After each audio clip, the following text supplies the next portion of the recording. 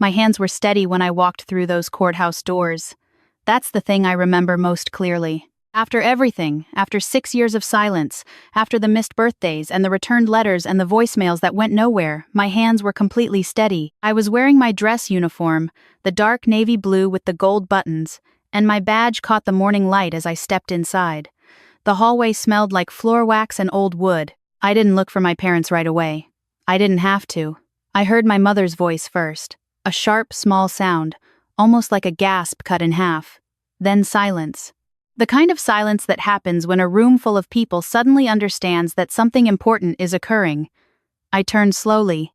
My father had gone completely still, the way a man does when his body doesn't know how to process what his eyes are seeing. My mother's hand was pressed flat against her chest, and my sister Claire sat at the plaintiff's table with her attorney, staring at me like I was someone she had seen in a dream she didn't want to remember. 6 years. That was how long they had believed I was a failure. And now I was standing in federal court as the prosecuting attorney on her case. But to understand how we got there, you have to go back to a small city in eastern Ohio. A place called Zanesville, where the bridges are famous and the families tend to stay put for generations. I grew up in a brick house on Maple Avenue with a front porch that tilted slightly to the left in a backyard, big enough for a garden my mother never quite found time to plant. My father, Gerald, drove a delivery truck for 30 years. He was a quiet man who communicated mostly through nods and actions, fixing things without being asked, showing up early, never complaining. My mother, Ruth, worked the front desk at a dental office and ran the household the way a general runs a campaign, with systems, schedules, and high expectations. Dinner at 6, church on Sunday, report cards on the refrigerator. Discipline was not harsh in our house, but it was consistent. My sister Claire was 4 years older than me, and had always occupied a different atmosphere entirely. She was the kind of person people gravitated toward in rooms quick with a laugh, effortlessly social, the sort of girl who got voted onto homecoming court without ever seeming to try. My parents lit up around her in a way I noticed early and quietly filed away. Not bitterness exactly, more like awareness. I was different. I was the one at the kitchen table at 10 at night, finishing extra reading no one assigned. I liked precision. I liked arguments that could be won with evidence. By the time I was 16, I knew I wanted to study law. Not because anyone in my family had done it, but because something in me understood that words arranged carefully could change the shape of a situation. When I told my parents at the dinner table the fall of my senior year, my mother looked pleased. My father set down his fork and nodded slowly. The way he nodded when something required thought. Claire smiled from across the table. The smile was warm on the surface. Something underneath it was harder to name. I earned a partial scholarship to Ohio State and took out loans for the rest. I worked 20 hours a week at the university library to cover what the scholarship didn't. My parents were supportive in their way. My mother sent care packages every month. My father called on Sundays and asked practical questions about food and sleep. Claire texted occasionally. Light things, funny memes, short messages. Nothing that required a real answer. The first 2 years were hard in the way that good hard things are. Long hours, difficult material, the constant pressure of knowing that the loans would not forgive mediocrity. But I was good at it. Better than good, my professors noticed.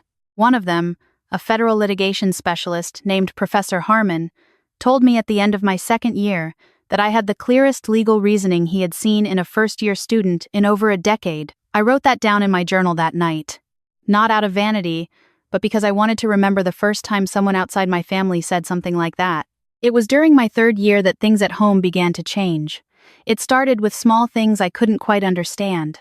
My mother's Sunday calls became shorter. My father stopped asking about school. I assumed they were busy. Life in Zanesville moved on its own schedule regardless of what I was doing in Columbus. I didn't overthink it. Then, over winter break of my third year, I drove home for Christmas. The drive was 3 hours and I spent most of it thinking about a moot court argument I was refining for January. The house looked the same from the outside. Same tilted porch, same wreath on the door, but something in the air shifted the moment I stepped inside. My mother hugged me the way you hug someone you are not entirely sure about. My father was cordial but careful. At dinner that first night, the conversation stayed on the surface. Weather. The neighbor's new dog. A road closure near the church. I kept waiting for the familiar rhythm of our family table to find itself. It didn't. On the second night, I finally asked my mother directly if something was wrong. She looked at her hands for a moment. Then she said that Claire had mentioned some concerns. I asked what kind of concerns. My mother set down her coffee cup very deliberately. Claire had told them I had been struggling with alcohol in school, that I had missed several exams, that I was on academic probation and too ashamed to say anything. I sat completely still for several seconds. None of that was true. Not one word of it. I had a 3.8 gigapascals. I had never been on academic probation. I barely drank 2 or 3 times a semester at most. I said all of this calmly. I told my mother she could call the registrar's office. She could verify everything I said in about 4 minutes. My mother looked uncomfortable in a way that told me she had already decided what she believed. "Your sister wouldn't make something like that up," she said. I asked her why Claire would say it then, if it wasn't true. My mother didn't answer. My father had appeared in the doorway at some point during this conversation. He looked at me the way you look at someone. "You are no longer entirely certain you know. We just want you to be honest with us," he said. "If you're struggling, there's no shame in saying so." "I wasn't struggling," I said. "I am telling you exactly what is true." He nodded slowly, the way he nodded when a conversation was over. I went to bed that night and lay in the dark for a long time. I kept thinking the same thing over and over. If I could just show them my transcripts. If Claire would just tell the truth, people work things out, families get to the bottom of things. That's what I believed back then. Claire came home 2 days before Christmas. She was warm and easy and laughed frequently.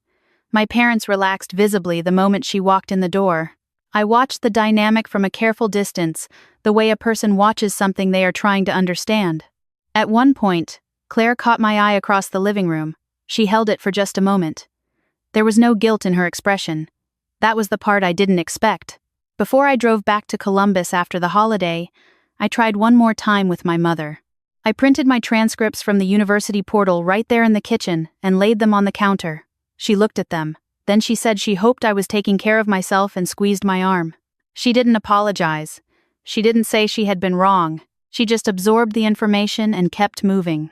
I drove back to Columbus with the radio off and didn't cry until I reached the highway outside Zanesville. Not because I was not broken, but because I had just understood something true about the situation I was in.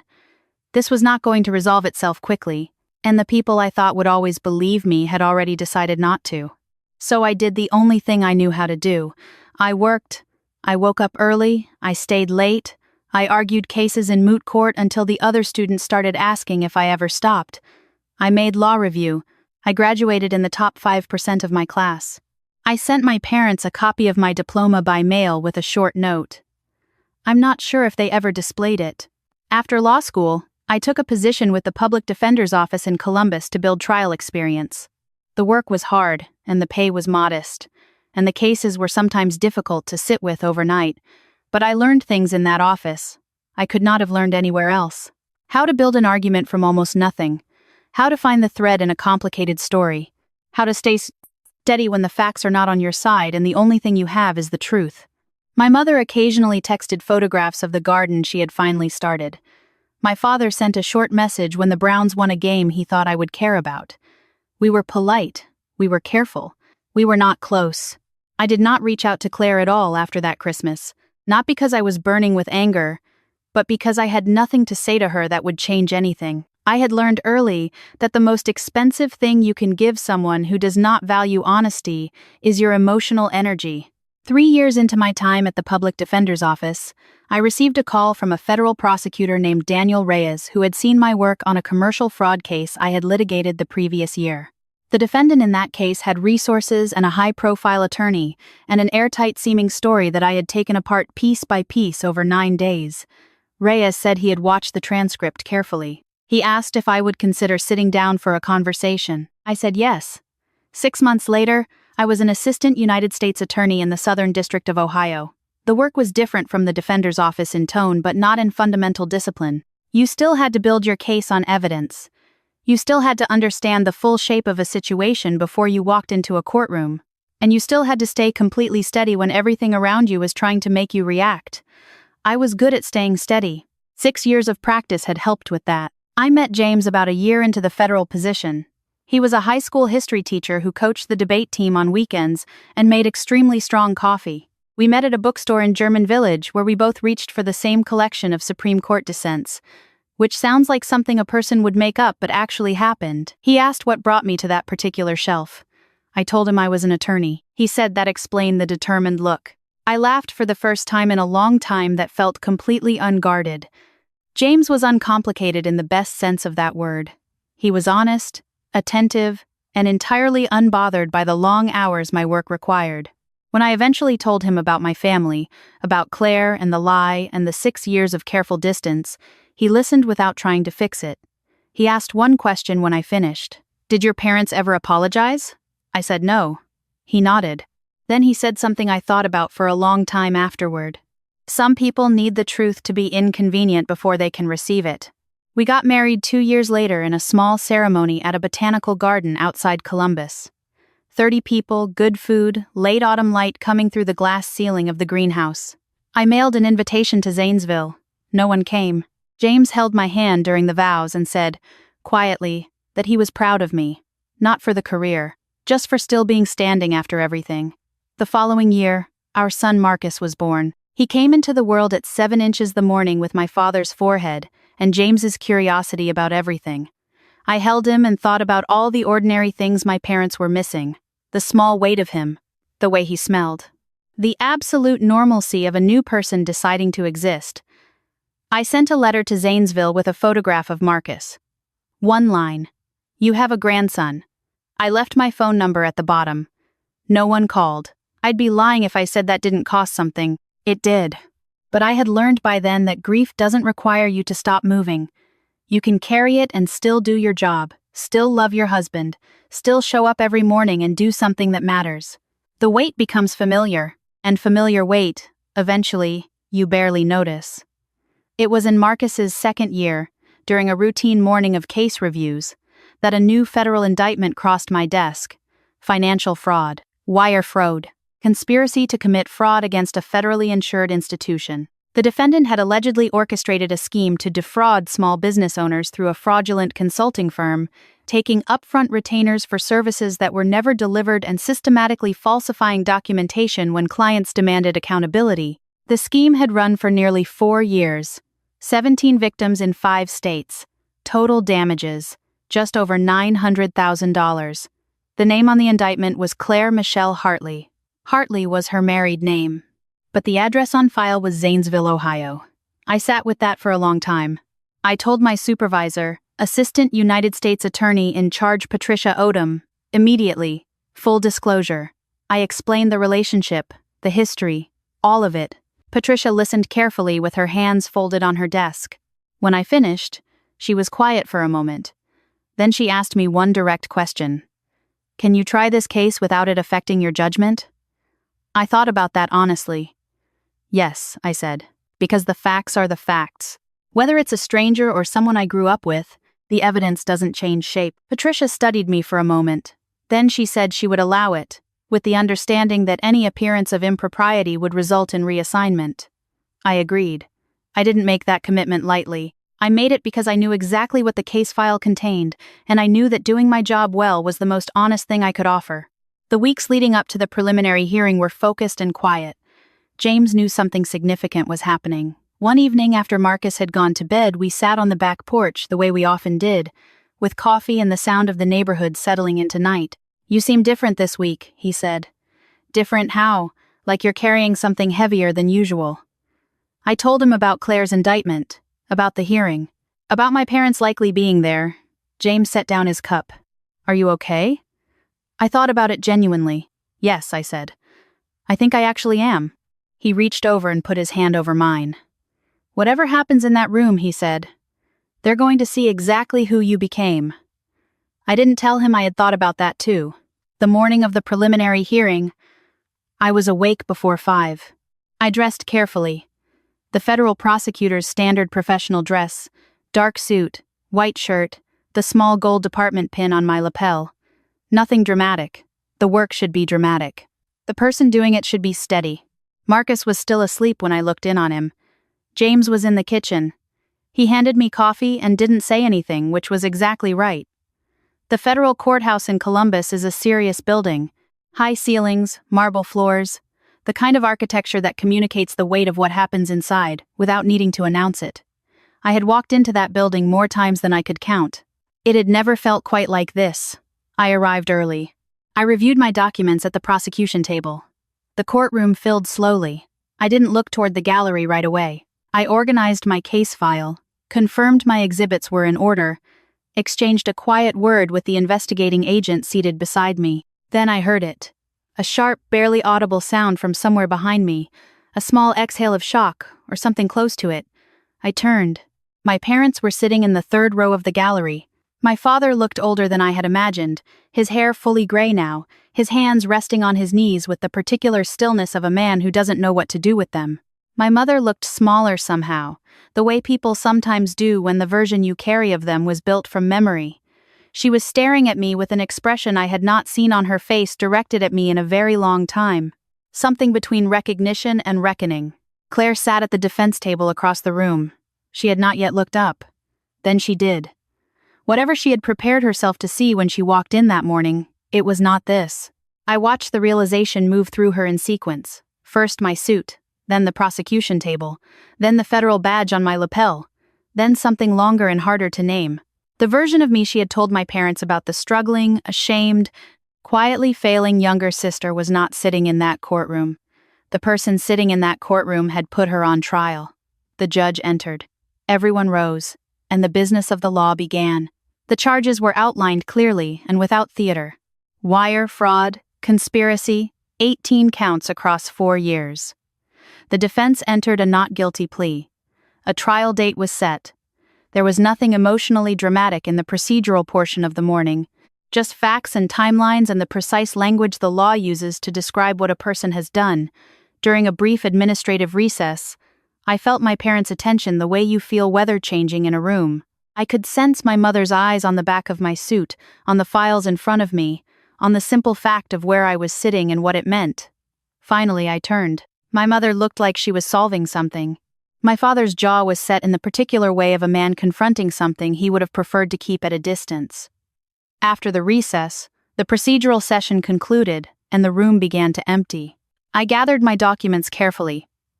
I was in no hurry. When I finally stood and turned toward the gallery, my parents were standing at the edge of the aisle, neither moving toward the door nor approaching me.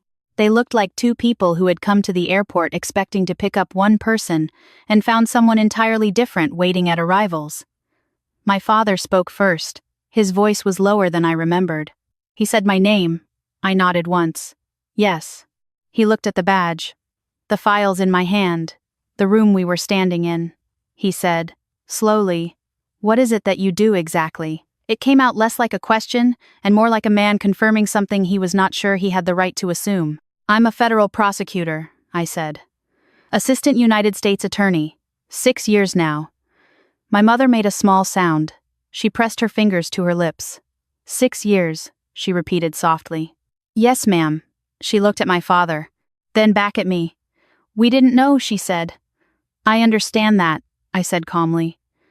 There was a long pause, the kind that has a lot of years inside it.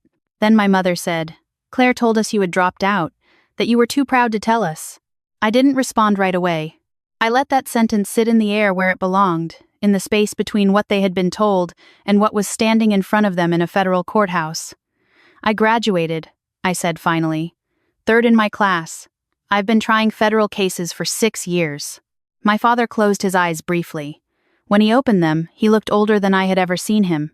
His voice was very quiet. "Why didn't you tell us?" I thought about how to answer that honestly. "I did tell you," I said.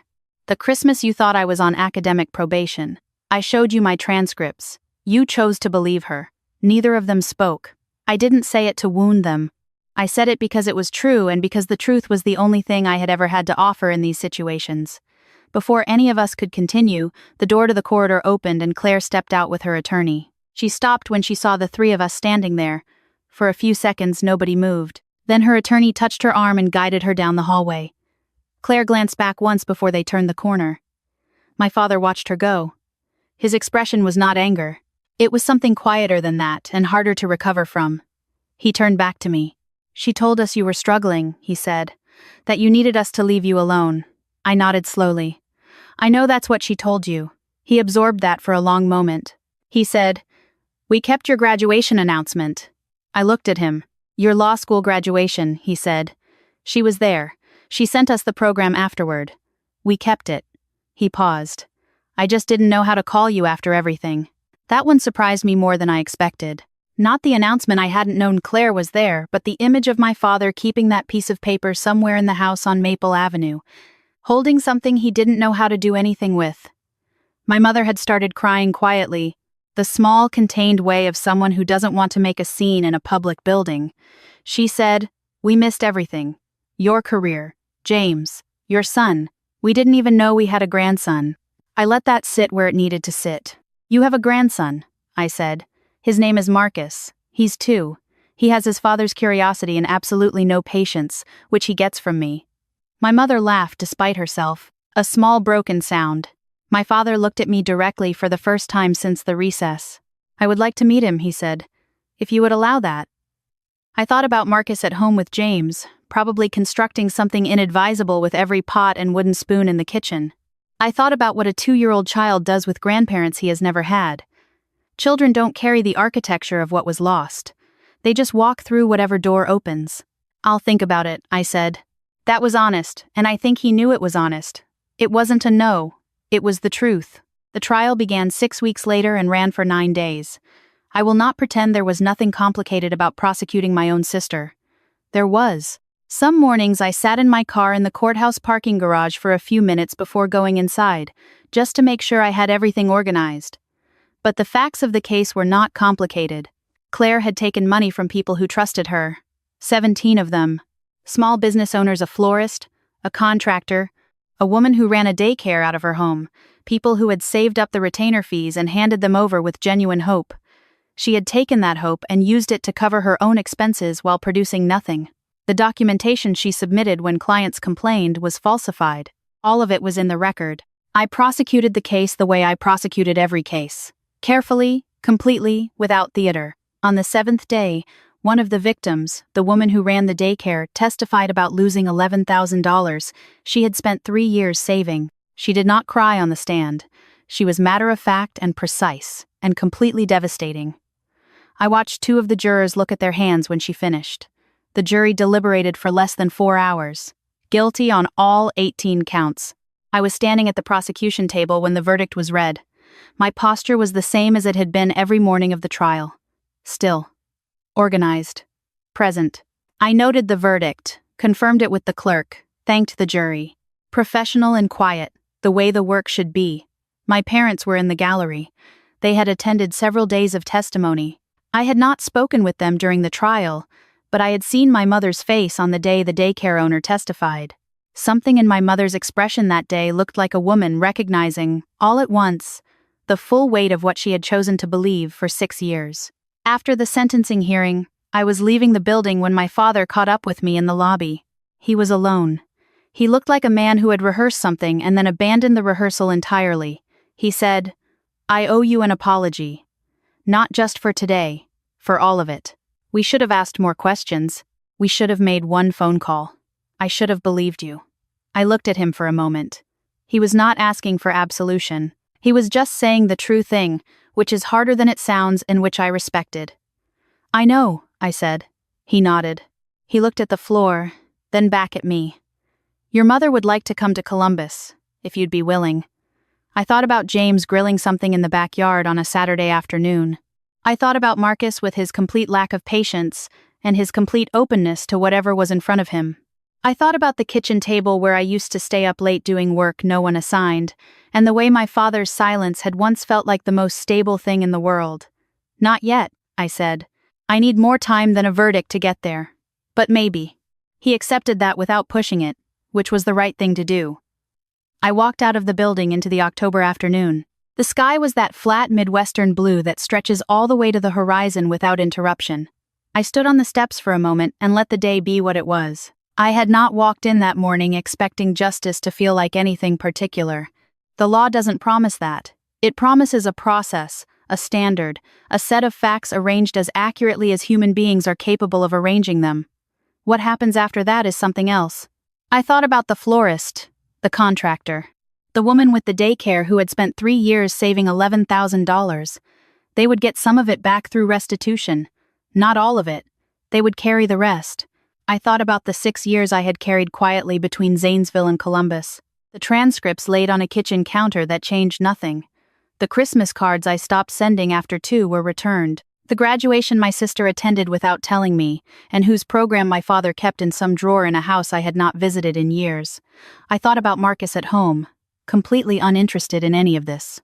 When I got home that evening, he was in the backyard with James, attempting to water the garden by pouring water directly onto his own shoes. James looked up when I came through the gate and read something in my face. He didn't ask. He just handed me the hose and stood beside me while Marcus inspected a caterpillar on the edge of the flower bed with the focused intensity of a scientist. Later, after Marcus was in bed, James and I sat on the back porch with coffee. He asked, finally, how I was. I thought about it for a long time before answering. Okay, I said. Actually okay. Not resolved, not finished, but okay. He nodded. Good enough, he said. I looked out at the yard. The garden was doing better this year than last. Small things, planted carefully, showing up in the morning whether you expected them to or not. Some of them taking longer than you planned. Most of them worth waiting for. I told James I thought maybe, in a while, we could invite my parents for a Sunday. Nothing formal. Just hamburgers. See how Marcus behaved with people he didn't know yet? See how all of us behaved, honestly. James said that sounded right. I agreed. It did sound right. Not easy, not immediate, not a resolution that erased the shape of what had happened, but right. Families don't always break because people stop caring. I had believed that once and then stopped believing it and then arrived back at it from a different direction. Sometimes they break because the wrong story gets there first and the right one has to take the long way around. The truth isn't always fast. But I have learned, in courtrooms and in kitchens and in long drives back from places that used to feel like home, that it tends to arrive. If you stayed with me through all of that, thank you, genuinely. If this story reminded you of someone you've been meaning to call, I hope you do. And if you're carrying something like this quietly, a door that closed too early, a version of yourself that someone got wrong, I hope you keep going. The record has a way of correcting itself eventually. I'll be here next time. I hope you will be too.